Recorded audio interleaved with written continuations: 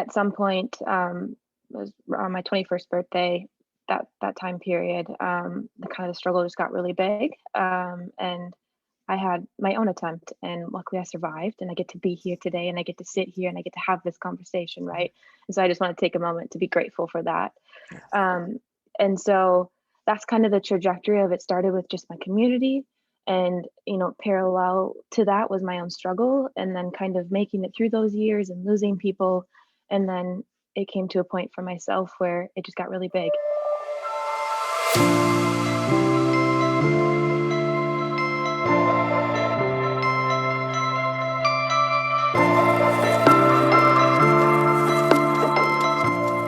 Hello. Hi. I would like everybody to be introduced to my new friend. My new friend is Lexi, Lexi Kruggel. Just want to give you a little background on Lexi before we dive right in and just have a conversation. This past May, Lexi graduated from the University of St. Thomas in Minnesota with her master's degree in clinical social work. That is pretty awesome. Yes. She's now a licensed graduate social worker, an LGSW, and very recently started working as a mental health counselor at Guild Crisis and Recovery Center in Savage, Minnesota. She has a passion for serving others, especially those struggling with their mental health. This passion started to develop early on in her life, as I'm sure she'll share in a little bit, as she witnessed loved ones and others in her community struggle with mental illness. Lexi is also very open about her own struggles with her own mental health and how they have shaped her life, both personally and professionally. One thing that she has learned throughout her lived experiences is how important it is to find the things in life that bring us joy, no matter how big or small, and integrate them into our daily lives. Amen. Amen. Yes. A few of the things that bring Lexi joy are playing guitar, getting snuggles from her cat Oliver, golfing, and spending quality time with loved ones. Oh, that is so beautiful. And thank you so much for being a guest and visiting with me. Thank you This for is kind having of me. your first venture into Yes. having a conversation. Mhm. I'm sure you probably have with other people, but here is just I just want to share with the people who will be watching this the reason why um, I reached out to Lexi is I Mhm. met her mom. I know her mom. Mhm. And we just were having a conversation, and I talk about what I do and helping families heal, Mhm. find healing in their grief. And grief has a lot of different tentacles Mhm. and can be show up in a lot of different ways. And I was talking about how I work with parents who have experienced the death of a child and how we have to work on reframing because when a child, usually if when they come to me and if the child has died by suicide, um, we have to work on some reframing on that because Mhm. there's so much guilt and not a lot of anger, but so much guilt about, oh, we should have been able to see this. We should have been able to stop this. We should have been able to, shoulda, coulda, woulda, all of those things. And for many families, they can get stuck in that place. Mhm. And so we For were just sure. talking about that, and there's been a lot of experience in Lexi's circle between Mhm. family, friends, neighbors, all of that type of thing. So she agreed to do this interview with me. So, Lexi, again, I am just so happy that we Yeah. can have this conversation.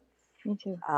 And we're just going to go with the flow with what you're comfortable with Sounds good. um, and kind of go from there. So, maybe we should just start about kind of your lived experiences because I know that there's been a lot and you don't have to go into great detail, but just kind Yeah. of share a little bit about what you have experienced in a fairly young life so far. Yeah.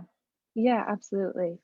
So kind of like you said, we're reading in my little bio there. It started when I was fairly young. So in our neighborhood where I grew up, we had a couple of young boys that died by suicide, and so that was kind of my first encounter with losing people that I know to suicide. And so that happened when I was in like middle school, early high school, and then I also kind of throughout that time was experiencing my own depression and anxiety and kind of I didn't have those labels for it at that point, but I just knew that I was hurting and struggling.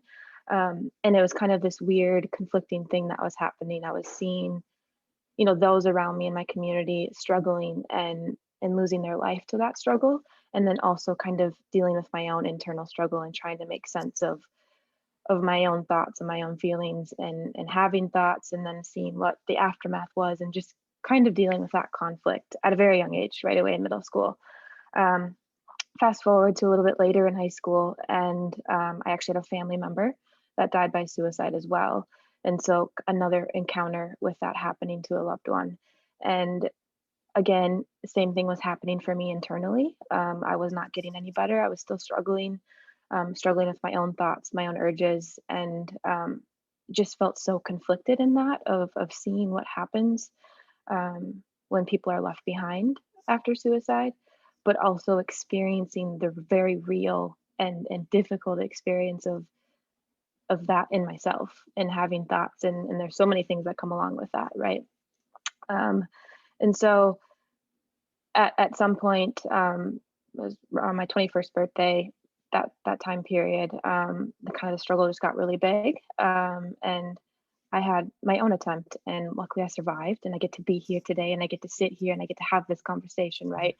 And so I just want to take a moment to be grateful for that. Yes. Um, and so that's kind of the trajectory of it. Started with just my community, and parallel to that was my own struggle, and then kind of making it through those years and losing people, and then it came to a point for myself where it just got really big. And I was lucky enough to be able to survive it and hopefully get to use it now first in this conversation. And I'm hopeful that, in my career and wherever this life takes me, that I get to continue using it for something bigger than just me. So that's kind of a little intro to some of my experiences. Oh, wow. And that, I mean, when you think about this, starting out as a middle school Mm, child yeah. and all the developmental things going on, all the hormonal change, all the different things that go on within that Hmm. period of time, and then to experience tragedy of Yeah. such proportion because Hmm. the unexpected death of someone. And Right. there's a lot of labels. Oh, That so many. that's when I've, worked with my clients and I'm just finishing up my book. I'm teaching coaches how to be more Hmm. confident grief coaches so that they can, Hmm. we need more people who are willing to have these conversations Right. and sit and hold the container and the space for people who are the ones that survive, Right. their families, those that are, did you say left behind is Hmm. kind of Yeah. the ones that are left behind. And yeah, I was just thinking, I had a thought and it just kind of went off into the universe. Gotta love when that happens. That's me. That's me. Yep. Yep. I You feel and that. I had a nice conversation. It's like, it'll go Hmm. off in the universe. Yep. Um, Yep. but when I'm working with the families, I mean, Mm-hmm. the biggest struggle is I think that there is a stigma attached. Mm-hmm. And so I'm thinking of one couple, their son um, had a successful suicide, and there was a lot of reasons for it going up to that point. He had Absolutely. some physical issues. As I said, I'm writing in my book, I talked about what happened in their, Hmm. case and everything that happened. And we really had to work on the anger came really from how other people would stigmatize this when Hmm. their child was a beautiful young man.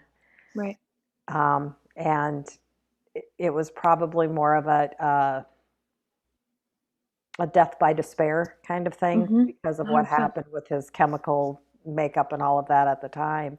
But Mhm. that was really hard in the aftermath is not having the support system that they felt that they could really talk to Mhm. anybody in their community because they felt like there was a judgment attached to this. Absolutely. Do you agree with that? Yeah, absolutely. And I think it's interesting because I have the perspective of being someone who has lost people, right? And so has been someone who was left behind. And I've also been the person who took those actions, right? And affected people in my own life. And I think in my own healing process after what I went through, I part of the journey was being able to differentiate myself from my illness. And I think that's a huge part of the stigma is we have conversations like Lexi did this to herself. Lexi attempted to take her life. Lexi tried to leave this earth. Lexi was going to leave us behind, right? Like, how could she do that when we love her so much? And I think for me, and I think this would be helpful for those left behind as well, of kind of reframing that to like, it was the illness that did that. It was not Lexi. I just don't believe that it was me, my soul, that chose to do that. I was in pain. I was struggling. Had a mental illness. Depression is a powerful force, right? And so I started to reframe that for myself of like, my depression did this. My depression is what led me to do that, right? And I think that's helped me a lot in being able to move through my own shame and guilt and stigma. Um, and I think it would could potentially be helpful for those that are left behind to be able to think about their loved one in that way, but also then those trying to support someone who has lost them and realize that like when someone dies from cancer, we're not like, how could they do that to us? Right? We like flood them with food and cards and flowers. But when it's suicide, that's oftentimes not the case. And I think it's slowly getting better. The stigma is getting less, but it's definitely, like you were saying, still very alive and well. So that reframe, I guess, is kind of what I was thinking about when you were sharing that. I love that. Excuse me, the whole reframing of it, because that's a big part of what I work with my clients and what Hmm. I'm teaching new grief coaches to do. It's about that reframing process Right. because we're a lot of times we're not going to know. Hmm. Excuse me. A lot of times there are no notes. There's nothing that said this is why I did Hmm. this. It's an action that all of a sudden it's just like total overwhelm Right. from what I've heard. And, it's, there may have been planning up to it, but, we can put on these personas Mm. to Absolutely. be fine through that. And in the case of like the one couple where their son died, he was fine. I mean, he seemed just fine and everything Hmm. was fine. And then he went off to lunch and he never came back. Right. And so Right. that was their biggest thing. And so it was the reframing. And again, it wasn't about that he did this act. I love that it's not, Hmm. it's an illness, it's a disease. His happened to be a physiological disease that also the depression came through because of that. So now his Yep. mother is very adamant that we need to go out and teach our medical providers. We need to teach our school systems that when people have Hmm. diseases like diabetes, Hmm. depression can come right beside it, and we For have sure. to be able to address all of it, the whole scope, not just the physical diabetes. But it is a Absolutely. disease, and depression is. It's absolutely a disease. And yeah, he Hmm. didn't do it. Right. Right. You And know, so that was just, go ahead. You go ahead. oh, I was just going to say, I work with a children's grief camp. So we have kids and their families come twice a year to a children's grief Hmm. camp. And we are very clear that we also don't use the term committed Yes. because it's Yes. like, no, I mean, it's death by suicide. We're Right. very careful about how we frame that also, just to make Hmm. sure that, because it's not like uh, A criminal act a or something criminal like act. that. Yeah, thank Yeah. you. Yeah, Yeah. yeah. So you go ahead. Yeah. No, I appreciate you bringing that up and clarifying that because I even still hear the language committed within my profession and with my in my career, and I've only done two internships and this is my first job, so I want to clarify that I'm a baby. I'm a baby social worker, but I still hear that language even in mental health settings of like committed suicide, and so I appreciate you clarifying that that it's died by suicide. Um, I can't remember exactly where I was going before that, but it must not have been. It'll come back to me if it was really important. So, yeah, Right, right. yes, So I think that's an important thing when we're talking about how do mhm, we support those who are left behind. yes, And I love that terminology, um, hmm, for the families, the friends, the loved ones who are left behind and who are grappling because hmm, they're not in the person's head, right, who has had taken the action. hmm, And it's very hard to know. So um, reframing that and understanding that it's not the person, it's not your loved hmm, one. It's not your loved hmm, one. Right. It's chemical imbalances, it's diseases that are, creating confusion and Mhm. um, a belief that maybe things will be different, Right. Yeah. right? That won't be a burden on others, that type of Mhm. thing. Um, what else would you recommend for those who are left behind? Because you were left behind a lot of different times, Mhm. with your neighborhood friends and a family member that you would recommend, and with your social work education Mhm. that you would recommend for families and friends, what they should do, especially in the immediate aftermath of the event just happened. Yeah. I think because of like the stigma and shame and all of those things that come along when you lose someone to suicide, I think there tends to be like you feel like you don't have the right to grieve or you don't have the right to experience what anyone else experiences when they lose a loved one, right? Like somehow it's different for you because of how they left. And I- and I remember feeling that myself too, especially when it was my family member that I lost and feeling like for some reason I didn't have the same I couldn't have the same space, I guess, to experience my grief and also the complicated nature that losing the grief is when you lose someone by suicide, right? It's not just straightforward grief. All grief is messy. I want to say that too, but the sudden loss that suicide often is complicates it. Would you agree with that? Absolutely, Yeah, absolutely. It is a very complicated kind of grief, and yeah, you don't have the answers. right.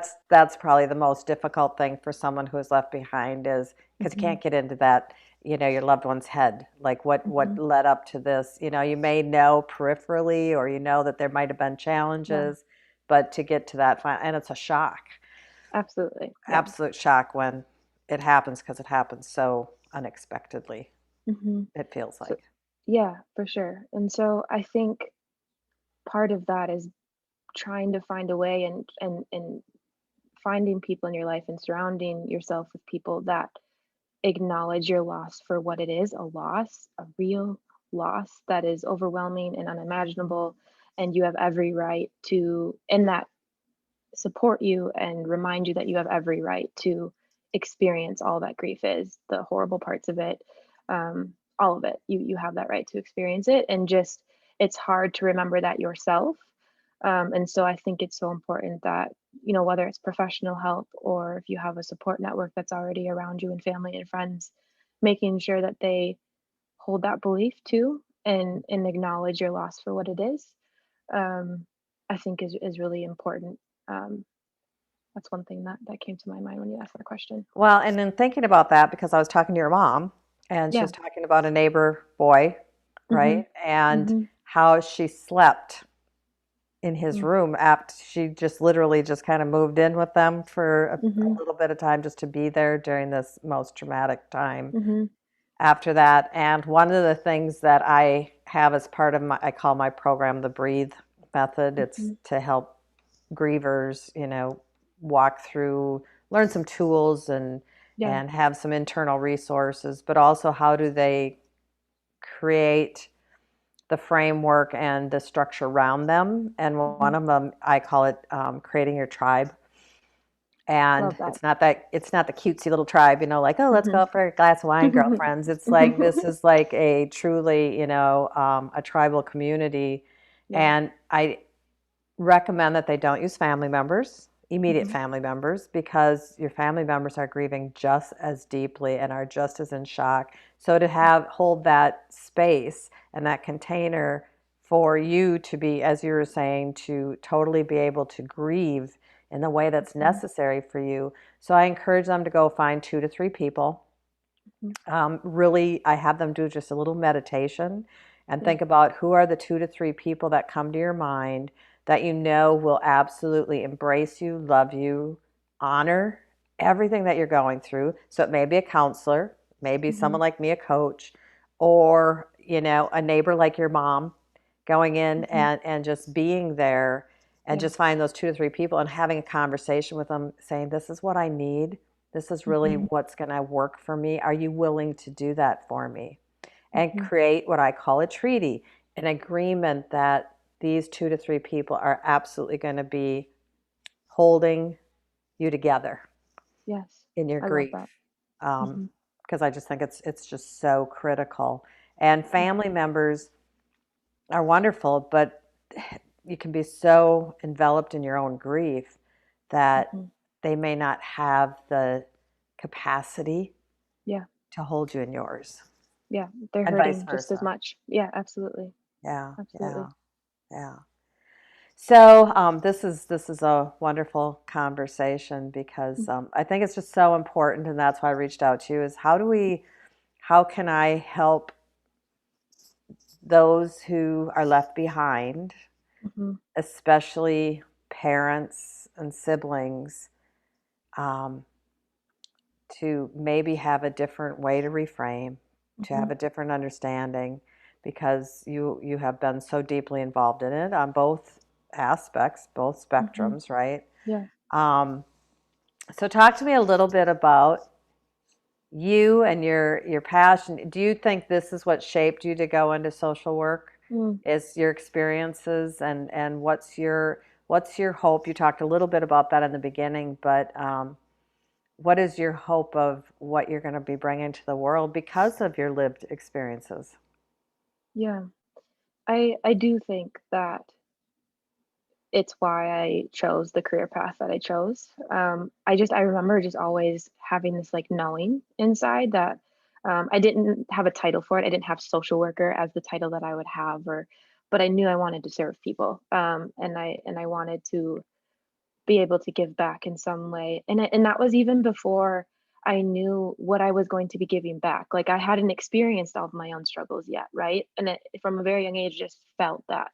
And then I went through life, middle school and high school, and lost people and struggled. And then um, ultimately, I think when I had my attempt and I survived, and I realized that I had this chance, the second chance is kind of what it felt like. To be able to then do something with what I've experienced. And I'm gonna keep experiencing things, right? I'm only 24. Yep. Um, and so to be able to continue to use those things. As far as how, I think that's still to be determined a little bit, right? This conversation we talked about that a little bit when we first met. Of this conversation feels like a start of like how do I use my story? How do I use what I've been through for something bigger than just me? Because I know I'm not the only, I'm far from the only one, right?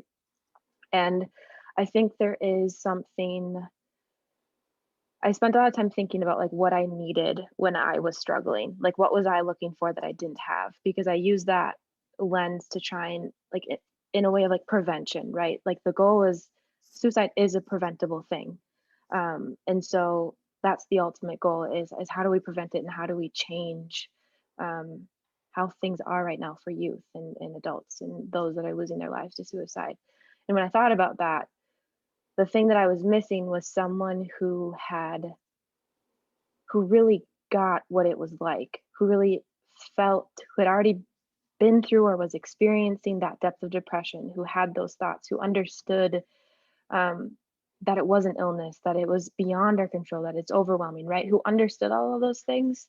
I never was able to have a conversation or to go on Google and find something that like a talk or a book from someone like that. And I'm sure they exist, right? I'm sure they do.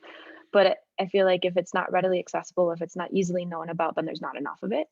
And so if I can be a part of that in some way, I don't know what that's going to look like Right. exactly, but to be able to use my voice as a person who's lost people, as a person who was in that place that I almost lost my own life to that, um, I feel like there's a reason that those both of those positions I held those in my life, and I'm hoping that I can use that unique perspective, I guess, um, Absolutely. for Absolutely. I whatever mean, whatever happens in the future. Yeah. yeah. I'm just thinking of, you know, middle schoolers.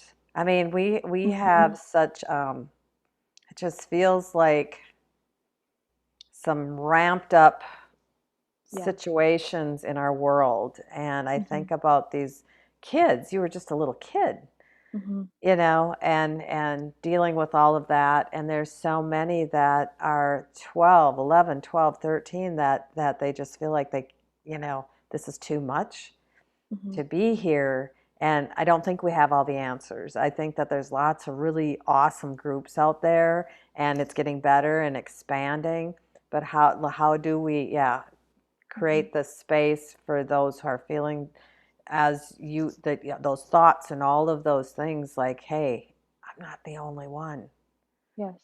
I'm not the only one, and to be able to have facilitators and people who have actually, been able to use their Mm-hmm. lived experiences to say, hey, it doesn't have to be this way. And Mm-hmm. I think there's people that are absolutely out there doing it, For sure. but it's Absolutely. not enough. It's like me Mm-hmm. with grief coaching. It's like, that's great, but a lot of people don't want to talk about this stuff. And so we Mm-hmm. have to educate so that we have more people that are willing to sit at the table and say, okay, let's just facilitate a conversation and open it up. Mm-hmm. And because the healing that I see, I'm all about healing family grief. Mm-hmm. I'm not Mm-hmm. healing them, but to create the space Right. and the ability to be seen and heard Mm-hmm. is so incredibly healing. It's such a deep part of the healing process. So, yeah, I'm really excited to see what you do in your life. And you and I talk. There's lots of different groups out there and all of that I'll Mm-hmm. be flooding you with. Hey, here's another one you may want to talk at, or Yeah, whatever you may want to be doing down the road. of But course. I'm just so grateful that you have taken that you're here. Yes, I'm me grateful too. that you're here, Thank you. and that you have taken what you've experienced and Mm-hmm. you now are paying it forward in a beautiful, healing, loving way. Yeah. That's a beautiful thing. Yeah. Thank you. I appreciate you saying that. And I have one thought when you were talking here for a little bit. Um, you were talking about kind of like making room for this healing, right? And creating space. And I think like that's, I don't know, something that I feel like society has so many like limits on our like human experience, right? Like you can feel things, you can be sad, but just like don't be too sad, like and get over Hmm. it within like 72 hours and get back to work kind of mentality, right? Yeah. And it happens in so many areas of our life, whether it's like emotions or identity or Yeah. whatever that is. And I think there's just so many predetermined boxes and limits that are holding us, I don't know, almost like hostage inside of ourselves. Like we don't feel like there's enough space for our entire experience on a daily basis to be felt and lived and shared. And as I like reflect hindsight, I feel like that also was just a huge part of one of the biggest factors in what ultimately led to what happened is just like I always felt like my emotions, there wasn't enough space, or my identities, like I couldn't fully express them and feel safe in doing so. And so, Hmm. whatever that is for each human, whether it's sexuality or gender or a very sensitive person, they feel like they feel a lot and there just isn't space for it. Um, my hope is that and I think the world is getting a little bit better with that, but that we continue to make more space for because we're all going through it. It's just some of us are maybe in denial that it's not happening, or I don't know what's all happening, but and I don't know exactly where that thought was going, but that just is what I was thinking when you were saying that last Well, little that bit. is it is it's I love that, because especially in the world that we've been living in, Mhm. for the past, well, probably for centuries, but Yeah, it just yeah. all of a sudden has blown up, Mhm. imploded.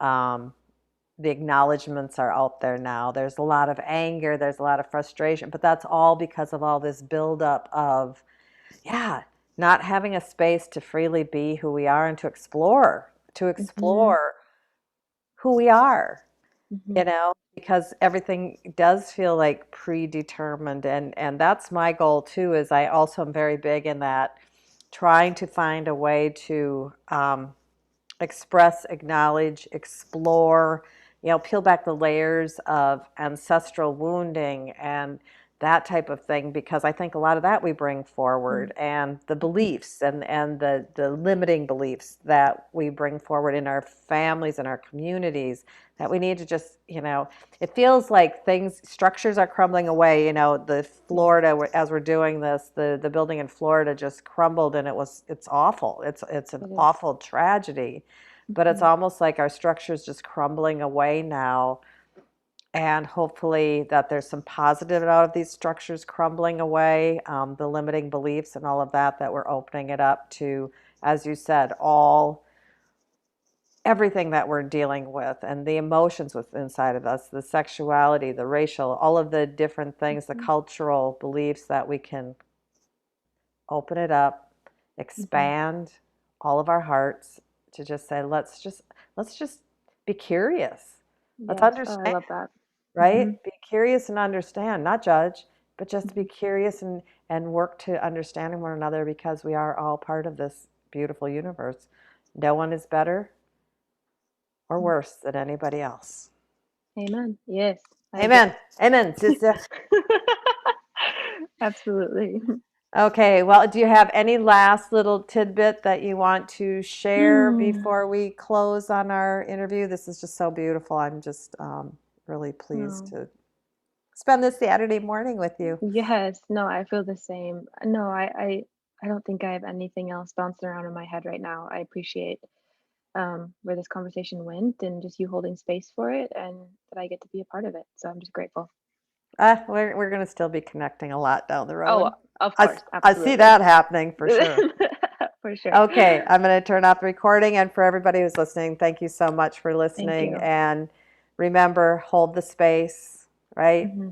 Be a large container. I don't even like to say container anymore now that we talked about that. We need to break the boundaries of containers. Yes, To yeah. have the space, have the energy and the will to be curious, to understand, to Hmm. reframe, and Hmm. let's not box in beliefs so that we can really create the ability for everybody to feel loved and understood as best as possible and Yes, to find that joy in life because that's what we're here for. That's exactly. what I believe we're here for is to experience joy, but for some reason we have been learned a behavior that we're Mhm. not. We're not. We're not Hmm. supposed to be happy all the time. Yeah, we are. Yeah, we are. But we have to Yeah. figure out how to get there. And so it's people like Lexi that are going to help Mhm. teach us so that we can continue and pay it forward and open up. I'm not going to use container anymore. I just did that There we today. go. We removed Today it from the we have dictionary. moved from container to just an opening of space. I love So it. beautiful, beautiful. Thank you. All right, I am going to close the recording now. So thanks for everybody, and thank you, Lexi. Hang on, and we'll just chat in a Yes, minute. sounds good.